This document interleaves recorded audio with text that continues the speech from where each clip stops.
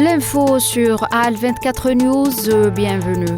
Le ministre français des Affaires étrangères et de l'Europe, Jean-Noël Barrot, a exprimé dimanche la volonté de la France de reconstruire ses relations avec l'Algérie sur de nouvelles bases. Il a affirmé que la France souhaiterait tourner la page des tensions actuelles pour établir un partenariat d'égal à égal, serein et apaisé avec l'Algérie, avant d'enchaîner, je cite, que le rideau se lève d'abord dans notre coopération sur le plan de la sécurité et que les contacts entre les services de renseignement reprendraient. Dans le domaine de la coopération judiciaire, Barrot a indiqué avoir confirmé au président Tebboune la visite prochaine du garde des Sceaux, laquelle s'accompagnera de la reprise du dialogue judiciaire entre nos deux pays. S'agissant du domaine économique, Barrot a rappelé à l'occasion les difficultés apparues ces derniers mois s'agissant du développement des échanges, en particulier dans le secteur agroalimentaire,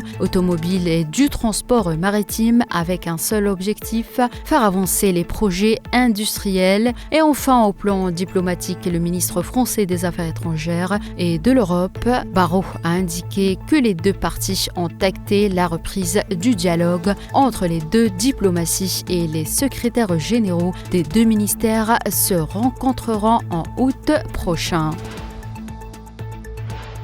L'Office de secours et des travaux des Nations Unies pour les réfugiés de Palestine dans le Proche-Orient a mis en garde contre l'épuisement rapide des ressources humanitaires dans la bande de Gaza où la situation s'aggrave de jour en jour.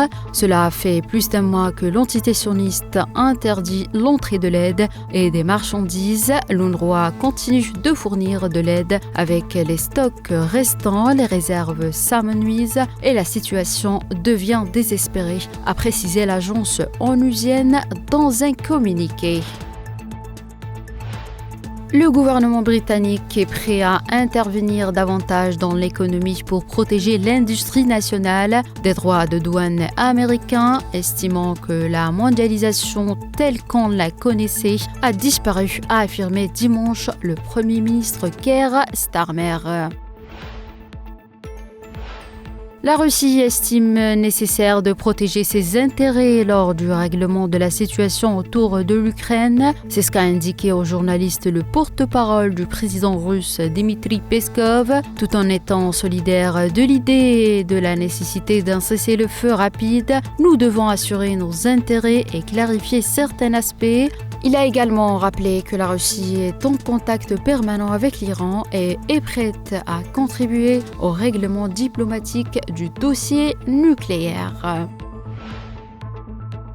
L'élection présidentielle devant se tenir en Corée du Sud à la suite de la destitution de Yoon Suk-yeol la semaine dernière a été provisoirement fixée au 3 juin, a rapporté ce lundi l'agence de presse officielle Yonhap, ajoutant qu'un conseil des ministres serait organisé mardi pour finaliser le choix de la date. C'est la fin de cette édition, merci de l'avoir suivi.